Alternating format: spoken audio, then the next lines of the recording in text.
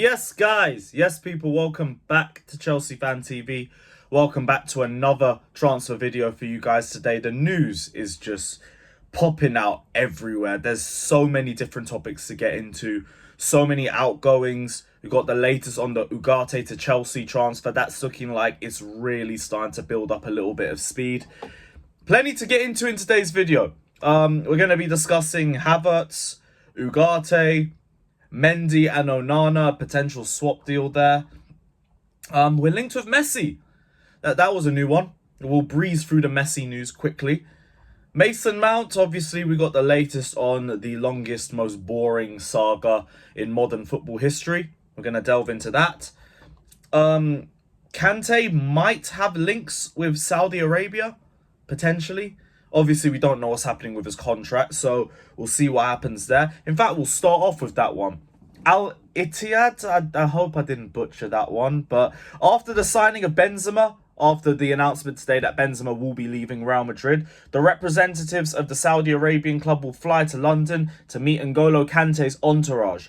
The talks with the Chelsea midfielder started days ago and are well underway, and the aim is to reach an agreement ASAP.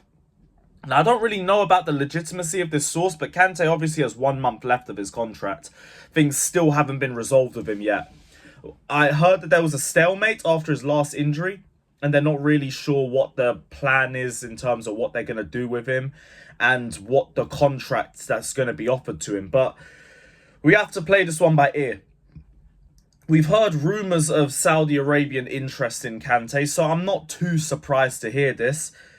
But I do think we need some experience in the midfield. I know Kante has no availability in him. You're lucky if you can even get 2 or 3 games out of Kante before getting injured. We got 7 before the last injury, and they weren't even 7 in a row. So I understand the caution in terms of, do you want to re-sign him? Do we need to walk away from him? How much is he offering? How much does he want? And is that fair and justifiable depending on the availability of the player? But if we're going to lose Kovacic, if you're going to lose Ruben, you've already lost Jorginho, you need some sort of experience in the midfield. And I think N'Golo Kante would be insane depth for us. I'd like us to keep him for another year or two. If we can build a midfield that doesn't rely on N'Golo Kante, then you've got insane depth. I've been saying that all season. But you do need a wage that makes sense. Kante can't be one of the highest earners when he can't stay fit. It's as simple as that. We'll have to see what happens with N'Golo. I know people look at Reece James for a certain example, but he's on 250k a week and all of that. Reece James is 23. You can make more of those risks with someone who you can still play for a good quality of years. Kante's already, 31, 32? He's reaching the twilight of his career. And with the style of play that he is only going to get more injuries. That brother don't know how to sit. All he knows is how to roam around the field. So I understand the caution. Whatever happens, I'm not going to be too annoyed with Bowley. I'd like to see N'Golo stay, but if he doesn't stay, it is what it is. It is what it is. Moving on to Kai Havertz. Real Madrid are going in for Havertz as well as Harry Kane. The initial article, the first rumours said that it would be Kane or Havertz, but with Benzema leaving, it looks like they're going to go for the pair of them. Thank the Lord. Thank the Lord. Real Madrid consider Chelsea's Havertz a great opportunity in terms of value for money. Contacts have already been established between the club and the player's entourage. It says environment, but I feel like that's a wrong translation. Real Madrid value his creative ability, and they see him as a replacement for Asensio. I said creative. Well, Kai Havertz is a creative genius. He is a generational talent, absolute baller to any Madrid fans or directors watching. Please, please, please don't buy him off us. He is our future. He is our future. Please allow us. Please allow us. But they're not watching this anyway, so I don't even have to pretend. 19 goals and 7 assists in 3 seasons. And I'm hearing 70 million to 85 for Kai Havertz. I don't know how we pulled this one off. I don't know how we've done this, but I am not complaining. I'm not going to say a single word.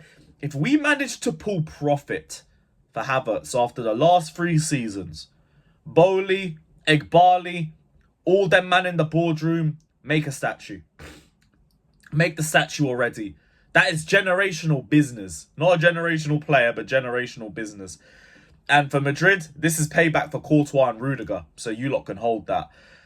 This is really starting to gain legs. They value his versatility because he can play in multiple positions. Ignore the idiots in this fan base who's like, Kai Havertz is only a 10 and we've been playing him out of position for the last 3 seasons. No, dummy. He's just not good in any position. But he's versatile. As Havertz says, as Real Madrid says, and as Chelsea signed him for his versatility. It is what it is. Real Madrid, if you want Kai Havertz, please, please, please don't stop the bids. Don't stop the bids. I feel like the fact that we could lose Mount and Havertz in the same window, all the pain, all the misery, all the frustration of the season that we've gone through, it's all been worth it. It's all worth it. If Mount and Havertz leave, this is a trophy to me. This is like lifting the Premier League and the Champions League. I feel like Roman Reigns holding the Universal and the WWE Championship on either arm, bruv. It's like, I win, bruv. We're getting rid of all of these roadrunners. I couldn't be happier. Couldn't be happier. On to Mason Mount. We might as well go from one roadrunner to the next. Mason Mount is prepared to say yes to Manchester United. It's now down to clubs to talk about a fee, with Chelsea still wanting 70 million. And Pochettino is still hoping he stays. Sorry, Poch, I don't think he is staying. Both clubs are still around 15 to 20 million off an agreement, which isn't a massive amount of money. That should be resolved within a few weeks. I just hope it gets done with, because this saga has been so long, so drawn out, so boring. It's been obvious since about January that Mount wasn't going to re-sign. And people were just hoping and praying and wishing upon a star that it would happen. Got some bad news, mate. Mason Mount is not staying. He ain't as proper Chelsea as you thought he would be. But that's fine. That is fine. That's more than fine, because Mount don't realise how good he has it here. At United, he will simply be a big signing that has to deliver. At Chelsea, he was the boy who had a dream. He was Cobham's brightest prospect. The future of Chelsea Football Club. At United, he's just any next man that they've signed. He has to deliver. Expectations will be sky high. And if he doesn't deliver, they will vilify him. And they will look at him as a Chelsea reject that they overpaid for.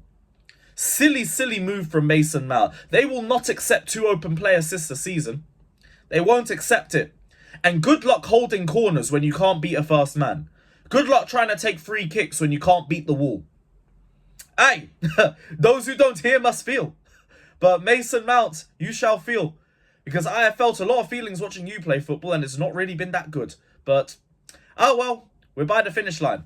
We're near the finish line. We are nearly done. On to some more positive news.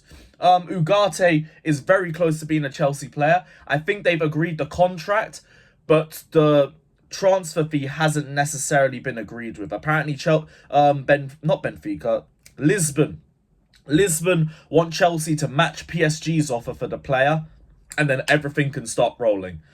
It's not done yet. I know there was a lot of reports saying Ugarte to Chelsea is done, it's finished. No, not done yet. Very close, but not completed. But it's nothing to worry about. Ugarte should hopefully be done within the next week. And then, yeah, we finally have a destroyer in the midfield. Midfield is finally starting to build itself up into a good spot. So yeah, one positive. Ugarte is nearly done. On to Edouard Mendy. Pochettino is ready to offer Mendy and cash to sign Andre Onana, which has been reported. Onana's alright, but he don't really strike me as a big upgrade on what we have. This is the thing. Apparently his cross-collecting statistically was 1% better than Kepa, and his post-shot XG is worse. Now, I know you can't just read stats and just define a player based off that, but Onana don't strike me as world-class. He strikes me as good or very good. I want a Mignon or a Diogo Costa personally. And I know they're going to cost like 80 to 100 million or something stupid like that. But when you're paying for a world-class caliber goalkeeper, you pay world-class caliber prices. Like, I look back at the Alisson saga of 2019 as an example. We were in for Alisson, but we didn't want to pay 70 million. Then Liverpool came out of nowhere, jumped us, got Alisson. We had to tell Courtois, sorry, we can't find a goalkeeper, so you're going to have to stay for another year. Courtois told us to F off, didn't bother turning up to training, and we got bent over a barrel by Athletic Bilbao for Kepa for the same amount. So for me, don't skimp on the goalkeeper. We have had world-class goalkeepers until Kepa, and you can see how much we've struggled in goals since then. Do not be stingy with the goalkeepers. Pay the premium fee. Because goalkeepers, the right goalkeepers save you 15 points a season. And I know you could say Kepa's saved us in a lot of games, and fair enough. He's also cost us a lot of games too. So it's like 1-1 on that regard. I'd rather us go for a Mignon or a Diogo Costa, but let me know your thoughts down in the comment section below. We're going to round things up with Lionel Messi. Chelsea and Newcastle are entering the race for Messi. Some Argentinian reports are stating. Messi to Chelsea again. Feels like 2015 again, or 2006. It's not happening. It's just not happening. Now, I wouldn't say no to Messi if the wages were favourable and all of that, like it is Lionel Messi walks in and becomes our best forward, just like that. I just don't think it's realistic. I think Messi goes back to Barcelona personally, has his little farewell, the goodbye that he never had and everything, and that would be it. That would be it on the Lionel Messi front. But yeah, I don't really think he's coming to Chelsea personally. I don't think that's happening. But let me know your thoughts down in the comment section below. Is the end of Transfer Daily. Big up everybody that's locked in. Like, subscribe to Chelsea Fan TV, and check out my personal channel too. The link will be in the title and or the description. And we're out, people. Hopefully by the next video, Mount and Havertz are out. But we'll see you then. Take care, like and subscribe, and as always, up the Chelsea.